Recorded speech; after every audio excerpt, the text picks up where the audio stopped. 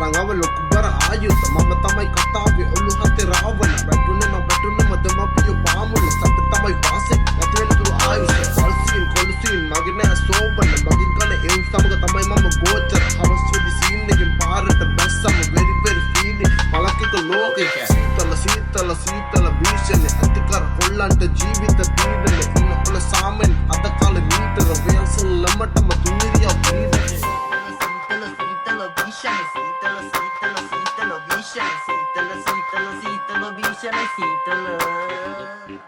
ඇසිත කුස් අපි ගාවේ කොළ මෝරා හැමදෙම කත්තේ අපි සමාජයෙන් තෝරා තටි කොළ බට අපි ගියේ පාරේ පාදා ණය ඇවිත් නව කොළ කාතරේ සාර ඇට දාලා යන්නේ අපි සෙල්ලෙම සතුටෙන් කම්මුලේ මංගන දන්නවා කොළ මගේ අංගනේ බදවලි සෙල්ලම ඇති කර කම්ප බලපම් මගේ පිටිපස්සේ ඉන්න හමුදාව උන්නේදි මම මල දාටත් වලගා උන්නේ නමඩ මම දානවා අතබල්ගෙන් මල් ආතල්නම් පිකාසොල ඉන්න නගරේ අම්පාර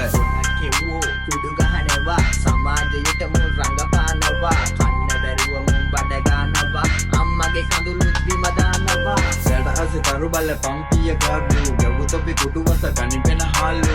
කන්න කුණු තොපි වෙනවම ගාලු ඔම ගිය සුදු ඔය වෙනවමයි හාලු සැටි කොල්ල බට්ට යාළු අතර ඇද හඳලඟ සැප විද්‍ය අවසට බැඳ මල්ල කඩ විසපපුවට ගඳ ගන්න මඩ ඇයි බොරුවට සැපේ ඉන්නේ අපි ජීවිතේ පුල් හැපි දුවට දුම් බැටි දැමෙන මත්තේ එනකොට සෙම කැටි කහිනව වැටි ජීවිතේට හොඳ නැති දෙයක් ඔය බට තැටි මිනිස්සු අද කාලේ ආත්මත කාමි උලඹ